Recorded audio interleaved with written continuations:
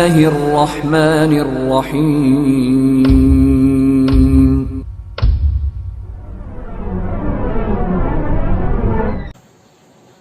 محترم حضرات، آج کے اس خطبہ جمعہ میں ہمارا جو موضوع ہے وہ موضوع ہے جنات کے بارے میں ہمارا عقیدہ. یہ موضوع اس لیے بھی بڑا اہم ہے، اس لیے کہ جن و شیاطین کے بارے میں انسان کے اندر بہت ساری غلط فہمیاں بھی پائی جاتی ہیں. معاشرے کے اندر بہت سارے لوگ تو آپ کو ایسے ملیں گے جو بالکل جنوں انسان یا جنوں اور شیاطین کا، ان کے وجود کا انکار کرتے ہیں. کہتے ہیں کہ ایسی کوئی مخلوق دنیا کے اندر نہیں. بعض لوگ ایسے ملیں گے جو جنوں شیاطین کو بھوت اور کسی چڑیل سے تشبیہ دیتے ہیں اور ان کی ایک شکل بناتے ہیں.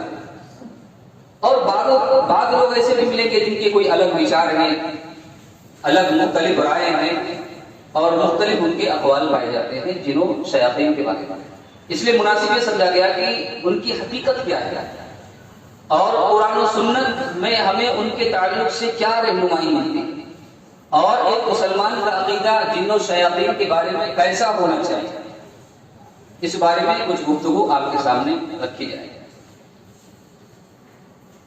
قرآن و سنت کی روشنی میں انشاءاللہ اسی موضوع پر چند باتیں آپ کے سامنے مختصر بیان کی جائیں گی. اللہ تعالیٰ سے دعا ہے اللہ تعالیٰ مجھے حق بات کہنے کی اور ہم سب کو سن کر سمجھ کر اس پر عمل کرنے کی توفیق عطا فرمائے.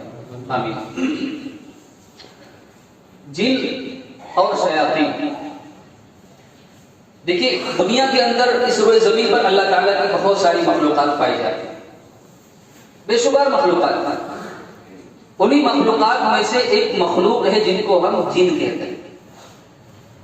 جس طرح سے انسان ایک مخلوق ہے، ایک جنس ہے، اسی طرح سے جن بھی ایک الگ مخلوق ہے، ایک جنس ہے اور اس کا بھی وجود ہے دنیا کے اندر. ایسا نہیں کہ اس کا وجود نہیں، جن کا بھی وجود اس دنیا کے اندر ہے. جن کو جن اس لیے کہتے ہیں کہ یہ پوشیدہ ہوتے ہیں، چھپے ہوئے ہوتے ہیں. جن کا معنی ہوتا ہے چھپنا، پوشیدہ ہوا عربی کے اندر. اور جن کو جن اس لیے کہتے ہیں کہ وہ ہماری نظروں سے بوجھل ہوتے ہیں، چھپ جاتے ہیں، ہم کو دکھائی نہیں دیتے، پوشیدہ رہتے ہیں ہماری نظروں سے، اس لیے جن کو جن کہا جاتا ہے. یہ ذہن میں رکھتے ہیں. اور جن ایسی مخلوق ہے جو ہم کو نظر نہیں آتی لیکن وہ ہم کو دیکھتے ہیں. ہم ان کو نہیں دیکھ سکتے، اس کا وجود ہے دنیا کے اندر، ہم اس کو نہیں دیکھ سکتے. ہماری آنکھوں کے اندر وہ صلاحیت نہیں ہے، وہ طاقت نہیں ہے کہ ہم ان کو دیکھ سکتے، لیکن وہ ہم کو دیکھ سکتے. قرآن مجید کے اندر اللہ تعالیٰ نے فرمایا إِنَّهُ يَرَاكُمْ هُوَ وَقَبِيلُهُ مِنْ حَيْثُ لَا تَرَوْنَهُمْ، کہ بے شک جن اور اس کا قبیلہ، اس کا لشکر تم کو دیکھتا ہے ایسی جگہوں سے جہاں سے تم ان کو نہیں دیکھ سکتے. وہ دیکھتے ہیں ہم کو، ان کا جو لشکر ہے، ان کی جو جماعت ہے، ان کے جو بچے ہیں، وہ سب ہم کو دیکھتے ہیں، لیکن ہمارے اندر وہ صلاحیت نہیں ہے کہ ہم ان کو دیکھ سکتے. ایک پوشیدہ مخلوق ہے جس کو ہم جن کہتے ہیں. جن کی تخلیق کیسے ہوئی؟ قرآن میں اللہ تعالیٰ نے اس بات کی وضاحت کی ہے کہ اللہ تعالیٰ نے جن کو آگ سے اللہ تعالیٰ نے پیدا کیا.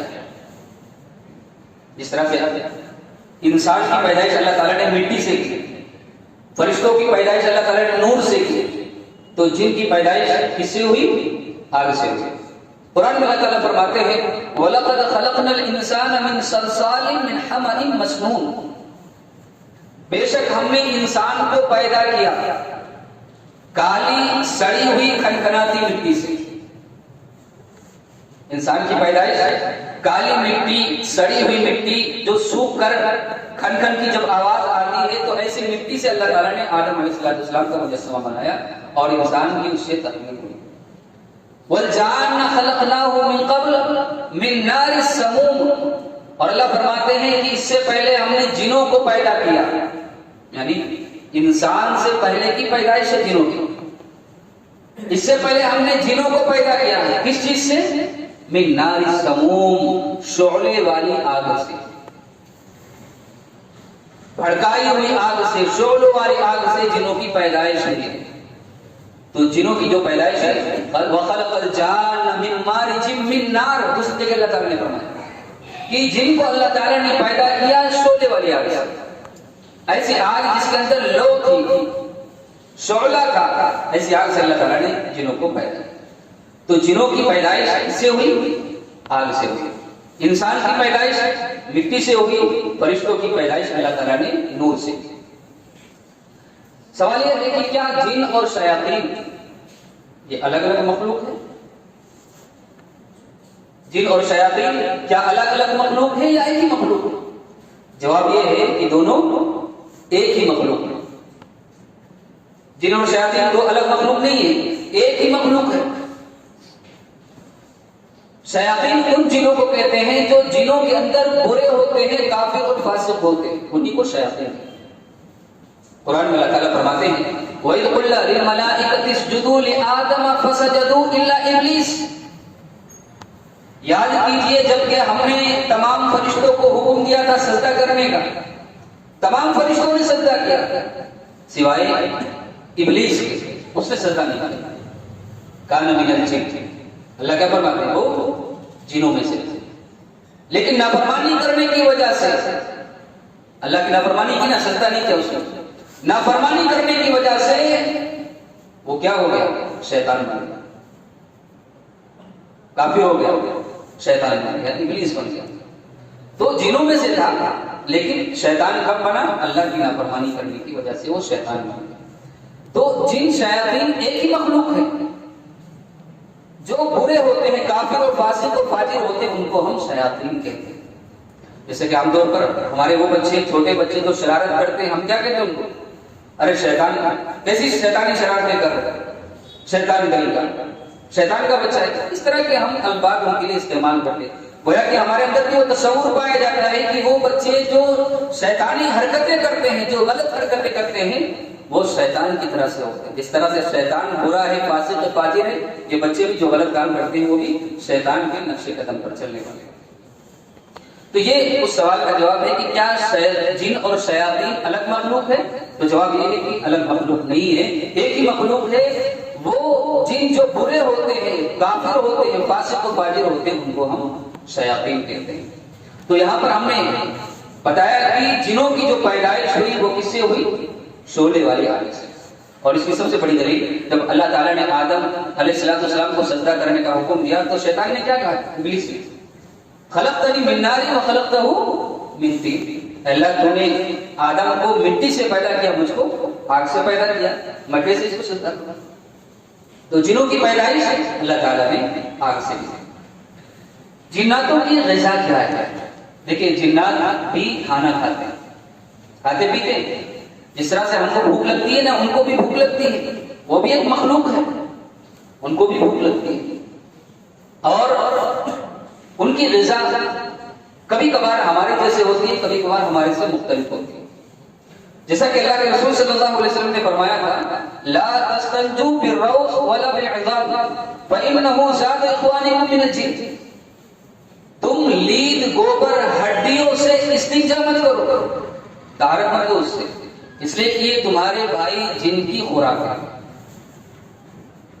روث کہتے ہیں وہ لید، وہ گوبر، اونٹ کا ہو، ہاتھی کا ہو، گھوڑے کا ہو، یا اور کسی گدھے وغیرہ کا ہو، جو اس کا لید اور گوبر ہوتا ہے اس کو روث کہتے ہیں۔ تو یہ ان کے جانوروں کی غذا ہوتی ہے، اور جو ہڈیاں ہوتی ہیں جس کو ہم پھینک دیتے ہیں، جو ہڈیاں ہوتی ہیں، یہ جنوں کی خوراک ہوتی ہے۔ جنوں کی خوراک کے بارے میں اللہ کے رسول صلی اللہ علیہ وسلم سوال کیا گیا کہ ان کا کھانا کیا، ان کی خوراک کیا ہے؟ تو آپ نے کہا ہر وہ ہڈی جس پر بسم اللہ پڑھا جائے، ہر وہ ہڈی جس پر بسم اللہ پڑھی گئی ہو وہ جنوں کی خوراک ہوتی ہے، اور جب وہ ان کے ہاتھوں میں آتی ہے تو اللہ تعالیٰ اس پر گوشت لگا دیتا ہے۔ تو یہ ان کی غذا ہے، یہ ان کی خوراک۔ بسا اوقات ہمارے جیسی، بسا اوقات ہمارے سے مختلف ہوتی ہے، یہ ان کی خوراک ہے۔ اسی طرح سے جنات کی جنس، جنات میں بھی جس طرح سے انسان کے اندر نر اور مادہ ہوتے ہیں، مذکر مؤنث ہوتے ہیں، جناتوں کے اندر بھی نر اور مادہ ہوتے ہیں، مذکر اور مؤنث ہوتے ہیں، لیڈیز اور جینٹس ہوتے ہیں۔ اور اس کی سب سے بڑی دلیل صحیح بخاری کی روایت، اللہ کے رسول صلی اللہ علیہ وسلم نے ایک دعا سکھلائی ہم کو کہ جب تم بیت الخلا جاؤ تو یہ دعا پڑھو. کون سی دعا؟ اللہم انی اعوذ بک من الخبث والخبائث. یہ دعا اللہ کے رسول صلی اللہ علیہ وسلم کو سکھلائی کہ جب بھی ہم بیت الخلا جائیں تو یہ دعا پڑھیں. ترجمہ کیا ہے کہ اے اللہ میں تیری پناہ چاہتا ہوں یا تیری پناہ میں آتا ہوں خبیث جنوں سے اور خبیث جنیوں سے. لیڈیز اور مذکر دونوں کا صیغہ یہاں پر اللہ کے رسول صلی اللہ علیہ وسلم نے استعمال کیا، یعنی جنوں میں سے جو لیڈیز ہے ان سے بھی اور جو مؤنث ہے جو مذکر ہے ان سے بھی میں تیری پناہ چاہتا ہوں. تو گویا کہ بتایا چلا کہ جنوں کے اندر مذکر بھی ہوتے مؤنث بھی ہوتے، لیڈیز اور جینٹس بھی ہوتے، اور ان کی ذریت ان کی اولادیں بھی ہوتی ہیں. ہمارے بچے ہوتے ہیں نا، ان کے بھی بچے ہوتے. قرآن میں اللہ تعالیٰ نے فرمایا کہ اَفَتَتَّخِذُونَهُ وَذُرِّيَّتَهُ أَوْلِيَاءَ مِن دُونِي وَهُمْ لَكُمْ عَدُوٌّ. اے لوگو کیا تم شیطان کو، ابلیس کو، جن کو اور اس کی ذریت اولاد کو تم اپنا دوست بناتے ہو مجھے چھوڑ کر، حالانکہ وہ تمہارا دشمن ہے. تو اللہ نے کہا کیا کہا کہ تم شیطان، ابلیس، جن کو اور اس کی اولاد کو تم مجھے چھوڑ کر اپنا دوست بنا رہے ہو. گویا کہ اس کی اولاد بھی ہے نا، اسی لیے تو اللہ تعالیٰ نے کہا ذریت کا لفظ اولاد کا استعمال ہوتا ہے. تو گویا کہ پتہ چلا کہ ان کے اندر بھی نسلیں ہوتی ہیں، ان کی بھی اولاد ہوتی ہے اور ان کے اندر بھی جنسیں ہوتی ہیں، مذکر اور مؤنث ان کے اندر بھی پائے جاتے ہیں. ان کی بھی تخلیق کا مقصد ہمارے طرح اللہ تعالیٰ کی عبادت کرنا ہے. جیسے کہ ہماری تخلیق کا مقصد اللہ کی عبادت ہے، جنوں کی تخلیق کا مقصد بھی یہی ہے، اور وہ بھی احکام شریعہ کے پابند ہے جس طرح سے ہم پابند ہیں. اللہ تعالیٰ کے احکام کے، جن بھی اللہ تعالیٰ کے احکام کے پابند ہیں. شریعت کے وہ بھی مکلف ہیں جس طرح سے ہم مکلف ہیں. اور اس کی دلیل قرآن مجید میں اللہ تعالیٰ نے فرمایا وَمَا خَلَقْتُ الْجِنَّ وَالْإِنسَ إِلَّا لِيَعْبُدُونَ. میں نے جنوں کو، انسانوں کو اپنی عبادت کے لیے پیدا کیا. تو ہماری تخلیق کا مقصد بھی اللہ تعالیٰ کی عبادت ہے اور جنوں کی تخلیق کا مقصد بھی اللہ تعالیٰ کی عبادت ہے. تو دونوں کی تخلیق کا مقصد بالکل ایک جیسا ہے، اللہ کی عبادت کرنا. سورہ الانعام میں اللہ تعالیٰ فرماتے ہیں یا معشر الجن والانس، اے قیامت کے دن اللہ تعالیٰ کہیں گے اے جنوں اور انسانوں کی جماعت، الم یاتکم رسل منکم، کیا تمہارے پاس تمہیں میں سے کوئی رسول نہیں آئے تھے سمجھانے کے لیے؟ یقصون علیکم آیاتی، جو میری آیتیں پڑھ کر تم کو سناتے سمجھاتے. وَيُنذِرُونَكُمْ لِقَاءَ يَوْمِكُمْ هَذَا، قیامت کے دن سے تم کو ڈراتے تھے. کیا تمہارے پاس ایسے رسول، پیغمبر، نبی نہیں آئے؟ قَالُوا شَهِدْنَا عَلَىٰ أَنفُسِنَا، تو جنات بھی انسان بھی دونوں گواہی دیں گے، اقرار کریں گے. قَالُوا شَهِدْنَا کہ اللہ ہم اس کا اقرار کرتے، ہم گواہ ہیں کہ رسول آئے تھے، پیغمبر آئے تھے، ہم تک دعوت پہنچی تھی، لیکن ہم ہی کافر ہو گئے، ہم ہی ایمان نہیں لے کر. قَالُوا شَهِدْنَا عَلَىٰ أَنفُسِنَا وَغَرَّتْهُمُ الْحَيَاةُ الدُّنْيَا، اللہ فرماتے ہیں دنیاوی زندگی نے ان کو دھوکے میں رکھا. جنوں کو بھی دھوکے میں رکھا، انسانوں کو بھی دھوکے میں رکھا. وَشَهِدُوا عَلَىٰ أَنفُسِهِمْ أَنَّهُمْ كَانُوا كَافِرِينَ، اور وہ گواہی دیں گے، اقرار کریں گے کہ وہ کافر ہو گئے. تو دونوں کی زندگی کا مقصد اللہ کی عبادت کرنا، دونوں بھی احکام شریعہ کے پابند ہیں، اور دونوں کا حساب و کتاب قیامت کے دن ہوگا. انسانوں کا بھی حساب و کتاب ہوگا اور اسی طریقے سے جناتوں کا بھی حساب و کتاب ہوگا، اور پھر اپنے اپنے عمل کے مطابق دونوں بھی جنت اور جہنم کے اندر جائیں گے. تو دونوں بھی احکام شریعہ کے پابند ہیں اور دونوں کی تخلیق کا مقصد اللہ تعالیٰ کی عبادت کرنا ہے. قرآن مجید میں اللہ تعالیٰ نے فرمایا کہ یہ جو جن ہوتے ہیں، جس طرح سے ہم اور آپ دعوت و تبلیغ کا کام کرتے ہیں، دین کا کام کرتے ہیں اور اللہ کے کام کو دوسروں تک پہنچاتے ہیں، بعض جنات بھی ایسے ہوتے ہیں جو دین کا کام کرتے ہیں، دین کی دعوت دیتے ہیں اپنے بھائیوں کو، جنوں کو، اور ان کے اندر بھی یہ کام کرتے ہیں. وہ قرآن میں آپ پڑھیں گے سورہ احقاف کے اندر اللہ تعالیٰ فرماتے ہیں وَإِذْ صَرَفْنَا إِلَيْكَ نَفَرًا مِنَ الْجِنِّ يَسْتَمِعُونَ الْقُرْآنَ، اے نبی یاد کیجئے کہ جب ہم نے جنوں کے ایک گروہ کو آپ کی طرف متوجہ کیا، یستمعون القرآن تاکہ وہ قرآن سنیں. فلما حضروه قالوا انصتوا جب وہ اللہ کے رسول صلی اللہ علیہ وسلم کے پاس حاضر ہوا قرآن کو سنا تو اس نے اپنی جماعت کے لوگوں سے کہا جن نے کہ خاموش ہو جاؤ قرآن کو سنا. فلما قضی جب قرآن کی تلاوت مکمل ہو گئی ولوا الی قومہم منذرین تو اپنی قوم کی طرف وہ ڈرانے والے بن کر بھیج گئے. ابھی تو یہاں پر آئے تھے یہ پتہ لگانے کے لیے کہ آخر ایسی کیا بات ہے کہ ہم آسمان پر جاتے ہیں تو ستارے ہم پر ٹوٹ کر ملتے ہیں. اس کا جو شان نزول ہے وہ یہ کہ اللہ تعالیٰ نے آسمان پر ان کی بندش بنا دی. پہلے یہ جن جاتے تھے آسمان پر اللہ کا کوئی حکم ہوتا تو باتوں کو اچک لیتے جاتے کاہنوں کو بتا دیتے اور کاہن اس میں 100 جھوٹی بات ملا کر اور پھر دوسرے لوگوں کو گمراہ کرتے. لیکن جب اللہ کے رسول صلی اللہ علیہ وسلم کی بعثت ہو گئی آپ جب نبی اور رسول بنا دیے گئے تو پھر یہ سوچنے لگے کہ آخر ہم آسمان کی طرف جاتے ہیں تو ہم پر بندش بنا دی گئی رکاوٹیں آ رہی ہیں ستارہ ٹوٹ کر گرتا ہے ہم کو جلا کر راکھ کر دیتا ہے تو یہ معاملہ کیا ہے اس کا کوئی سراغ لگایا جائے پتہ لگایا جائے. تو ہر طرف سے دنیا کے پورے اطراف میں ان کی ٹولیاں نکلی ان کے لشکر نکلے یہ پتہ لگانے کے لیے کہ آخر ایسا کون سا اہم واقعہ پیش آیا. تو ایک جماعت ان کی مکہ کے اندر بھی نکلی. اللہ کے رسول صلی اللہ علیہ وسلم وادی نخلا کے اندر فجر کی نماز پڑھا رہے تھے. جب وہاں سے ان کا گزر ہوا تو جب انہوں نے قرآن کی آواز کو سنا تو خاموش ہو گئے اور اپنی جماعت سے کہنے لگے کہ رک جاؤ ٹھہر جاؤ خاموشی کے ساتھ اس قرآن کو سنو. اور جب قرآن مکمل ہو گیا تو اب ان کو یقین ہوا قالوا انا سمعنا قرآنا عجبا یہدی الی الرشد فآمنا به ولن نشرک بربنا احدا.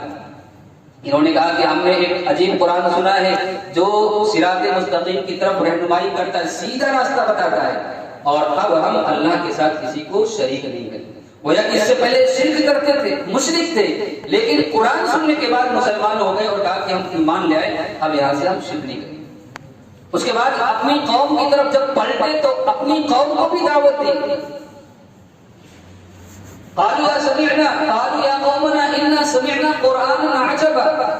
اپنی قوم کی طرف گئے اپنی قوم کو دعوت دی کہا ہم نے عجیب و غریب قرآن سنا ہے ہم ایمان لے آئے تم بھی ایمان لاؤ. یا قومنا اجیبوا داعی اللہ کہا اے ہماری قوم کے لوگوں اللہ کی طرف بلانے والا جو ہے اس کی دعوت کو مان لو قبول کرو وآمنوا به اور اس پر ایمان لے آؤ یغفر لکم من ذنوبکم ویجرکم من عذاب الیم. اللہ تعالیٰ تمہارے گناہوں کو معاف کر دے گا تمہیں اللہ تعالیٰ اپنے عذاب سے بچا لے گا. تو ان کے اندر بھی دعوت و تبلیغ کا کام کرنے والے لوگ ہوتے ہیں جن لوگ ہوتے ہیں جو ایسا کام نیک کام اچھا کام کرتے ہیں. اور جناتوں کے اندر بھی برے اور فاسق جیسے کہ ہم نے بتایا نیک اور اچھے ہوتے ہیں جیسے کہ انسان کے اندر نیک اور برے ہوتے ہیں. انسانوں کے اندر کافر ہوتے ہیں مجوسی ہوتے ہیں مشرک ہوتے ہیں مسلمان ہوتے ہیں یہودی نصارہ عیسائی بہت سارے مذاہب کے لوگ پائے جاتے ہیں. اسی طرح سے جنوں کے اندر بھی پائے جاتے ہیں ایسے لوگ. قرآن میں سورہ جن پڑھیں گے آپ اللہ تعالیٰ فرماتے ہیں وَأَنَّ مِنَّ الْمُسْلِمُونَ وَمِنَّ دُونَ ذَلِكَ كُنَّا طَرَائِقَ قِدَدًا. اللہ فرماتے ہیں کہ جنوں کا یہ قول ہے کہ جنہوں نے کہا کہ ہم میں سے بعض تو مسلمان ہیں اور بعض اس کے علاوہ ہیں. یعنی بعض تو یہ مسلمان ہیں بعض اس کے علاوہ سے مراد یہ کہ بعض کافر ہیں بعض مجوسی ہیں ان کے اندر بھی یہودی ہوتے ہیں عیسائی ہوتے ہیں مشرک ہوتے ہیں کافر ہوتے ہیں. کننا طرائق قددا کہا کہ ہم مختلف طریقوں میں بٹے ہوئے جیسا کہ انسان 72 فرقوں میں بٹے ہوئے ہیں ان کے اندر بھی نہ جانے کتنے فرقے ہوں گے نہ جانے کتنے فرقوں میں وہ بھی بٹے ہوئے ہوتے ہیں. تو یہ جنات جس طرح سے انسانوں کے اندر مختلف فرقے ہوتے ہیں ٹولیاں ہوتی ہیں جماعتیں ہوتی ہیں مناہج ہوتے ہیں ان کے اندر بھی اسی طرح سے ٹولیاں ہوتی ہیں جماعتیں ہوتی ہیں ان کے اندر بھی اچھے اور برے لوگ ہوتے ہیں. اور ان کی تخلیق کا مقصد جیسا کہ ہم نے بتایا اللہ تعالیٰ کی عبادت کرنا جس طرح سے انسان کی تخلیق کا مقصد ہوتا ہے اسی طرح سے جنات کا مسکن ان کا گھر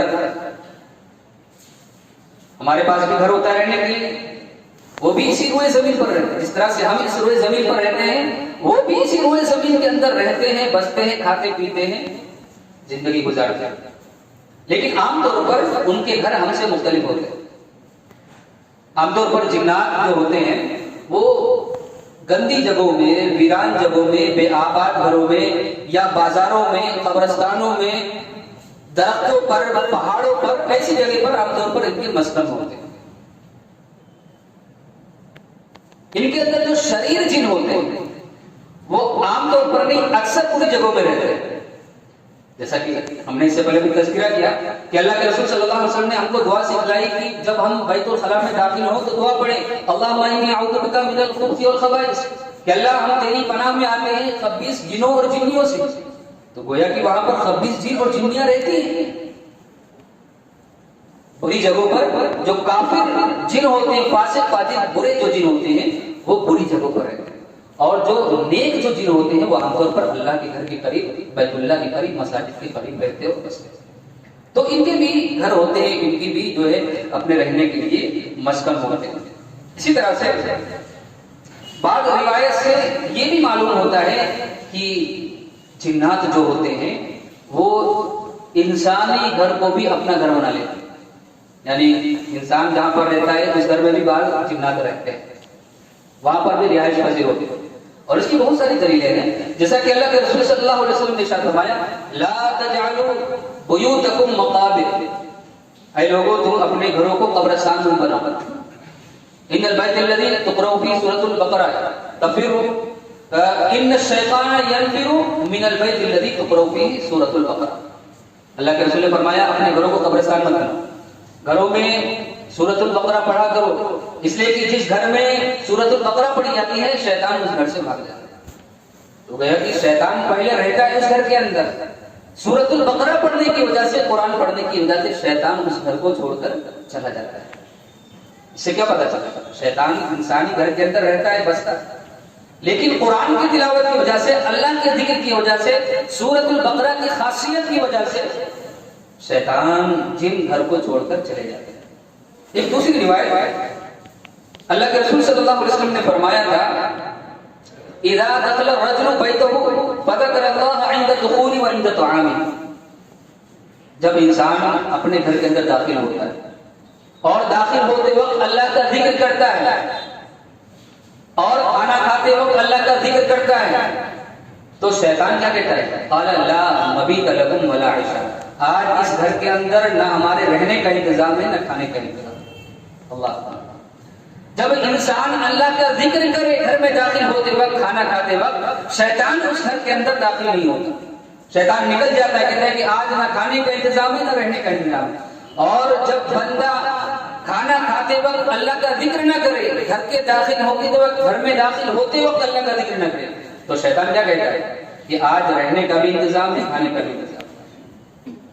گویا کہ ہمارے کھانے میں بھی شریک ہوتا ہے، ہمارے گھر میں بھی وہ رہتا ہے، بس۔ تو گویا کہ بسا اوقات ہمارے گھروں کے اندر بھی جن اور شیاطین پائے جاتے ہیں، رہتے ہیں، بستے ہیں، لیکن مخصوص آیات، مخصوص صورتیں، قرآن کی تلاوت، نماز، ذکر اللہ کا، یہ ساری چیزیں کرنے کی وجہ سے شیطان اور جنات ہمارے گھروں سے بھاگ جاتے ہیں۔ بہرحال تو ان کے بھی گھر ہوتے ہیں، ان کے بھی مسکن ہوتے ہیں۔ جنات کی شکلیں دیکھیے، شکلوں کے بارے میں کہ جنات کی شکل کیسی ہوتی ہے، اس کے بارے میں کوئی حتمی فیصلہ نہیں کیا سکتا، اس لیے کہ اس کی شکل بیان نہیں کی کہ اس کی شکل کیسی ہوتی ہے، لیکن مختلف شکلوں میں اللہ تعالیٰ نے ان کو یہ خاصیت دی ہے، ان کے پاس یہ طاقت ہے کہ وہ مختلف شکلیں اختیار کر سکتے ہیں، کبھی بلی کی شکل، کبھی کتے کی شکل، کبھی سانپ کی شکل، اور کبھی بکری کے بچے کی شکل، اور کبھی انسان کی شکل۔ یہ ان کے پاس، ہمارے پاس تو صلاحیت نہیں، ہم تو صرف انسانی شکل میں رہتے ہیں، ہم کوئی دوسری شکل نہیں اختیار کر سکتے، لیکن ان کے پاس یہ خاصیت ہے، یہ صلاحیت ہے، یہ طاقت ہے، مختلف شکلوں میں آ سکتے ہیں۔ اللہ کے رسول صلی اللہ علیہ وسلم کبھی کتے کی شکل میں آتا ہے شیطان۔ اللہ کے رسول صلی اللہ علیہ وسلم نے فرمایا کہ الکلب ان الکلب الاسود البہیم شیطان، کالا کتا یہ کیا ہوتا ہے؟ یہ شیطان ہوتا ہے۔ گویا کہ بتانا یہ ہے کہ شیطان کالے کتے کی شکل میں اکثر آتا ہے، اور آپ نے اسی لیے حکم کیا نا کہ کالے کتے کو جہاں پر دیکھو اس کو مارو، اس لیے کہ وہ شیطان ہوتا ہے۔ تو عام طور پر کالے کتے کی شکل میں بھی شیطان اور جن آ جاتا ہے۔ بسا اوقات ایک سانپ کی شکل بھی اختیار کر سکتا ہے، اور اس کی صحیح سب سے بڑی دلیل صحیح مسلم کی روایت ابو سعید خدری رضی اللہ تعالیٰ عنہ بیان کرتے ہیں کہ ہم غزوہ خندق کے محاذ پر نکلے تھے، تو ہم میں ایک نوجوان تھا جس کی نئی شادی ہوئی تھی، نئی شادی ہوئی تھی، اور وہ جنگ کے غزوہ خندق کے محاذ پر ہمارے ساتھ نکلا۔ تو ایک دن اس نے اللہ کے رسول صلی اللہ علیہ وسلم سے چھٹی مانگی، کہا کہ اللہ کے رسول میں گھر جانا چاہتا ہوں۔ تو اللہ کے رسول صلی اللہ علیہ وسلم نے اس کو اجازت دے دی، کہا کہ ٹھیک ہے، نئی شادی ہوئی ہے، تم گھر چلے جاؤ۔ وہ گھر جانے لگا تو اللہ کے رسول صلی اللہ علیہ وسلم نے اس سے کہا کہ تم اپنا ہتھیار ساتھ میں لے کر جانا، کہیں ایسا نہ ہو بنی قریظہ کے لوگ تم پر حملہ کریں۔ یہودی تھے تو ان کا ڈر تھا کہ کہیں ایسا نہ ہو کہ تم اکیلے دیکھ کر تم پر حملہ کریں، تو ہتھیار تمہارے پاس رہے گا تو تم اپنا بچاؤ ان سے کر سکتے ہو۔ تو کہا کہ اپنا ہتھیار لے کر جانا، کہا ٹھیک ہے، یہ ہتھیار لیا انہوں نے اور اپنے گھر کی طرف مدینہ تشریف لے آئے۔ جب گھر کی طرف آئے تو انہوں نے دیکھا کہ ان کی نئی نویلی دلہن، ان کی بیوی جو بھی شادی ہوئی تھی جلدی، وہ دروازے کی چوکھٹ پر کھڑی ہوئی ہے باہر۔ تو ان کو بڑا غصہ آیا، غیرت مند تھے، اور ہر صحابی غیرت مند ہوتا ہے، ہر ایمان والا غیرت مند ہونا چاہیے۔ جب نئی نویلی دلہن کو گھر کی چوکھٹ پر کھڑے دیکھا تو غصے میں آگ بگولا، اپنا نیزہ نکالا اور اپنی بیوی کی طرف اشارہ کیا اور برا بھلا کہنے لگے۔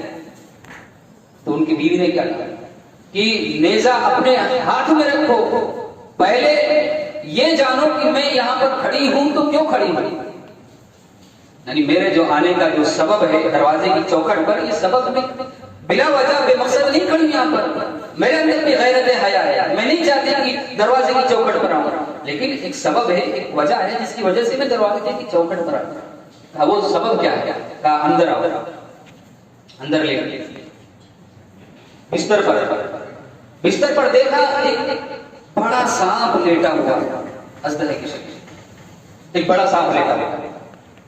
کہا اس وجہ سے میں باہر کھڑی تھی، اس کے ڈر کی وجہ سے۔ فوراً نیزہ نکالا اور اس پر وار کیا اس نوجوان کو۔ ابو سعید خدری رضی اللہ تعالیٰ عنہ فرماتے ہیں کہ اس کے بعد پتہ نہیں چلا کہ وہ سانپ پہلے مرا تھا یہ نوجوان مر گیا، جتنا واقعہ انہوں نے بیان کیا۔ اس کے بعد اس واقعے کا ذکر اللہ کے رسول صلی اللہ علیہ وسلم سے کیا گیا کہ ایسا ایسا معاملہ ہوا ہے۔ تو اللہ کے رسول صلی اللہ علیہ وسلم نے فرمایا کہ جنوں کا ایک وقت مدینہ کے اندر اسلام میں،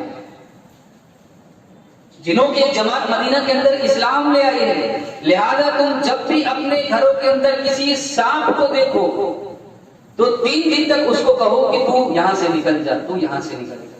اگر وہ نکل جائے تو ٹھیک ہے، ورنہ پھر اس کو قتل کر دو، اس لیے کہ وہ شیطان کافر جن ہوگا، شریر جن ہوگا، اس لیے اس کو قتل کر دو۔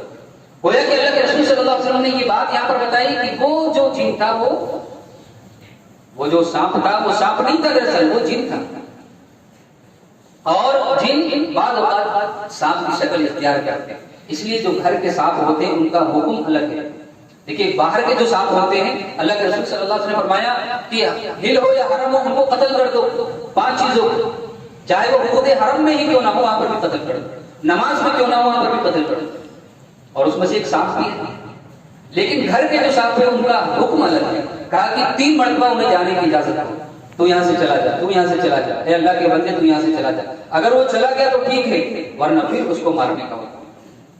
لیکن ایسا سانپ جو ابتر ہو، ابتر یعنی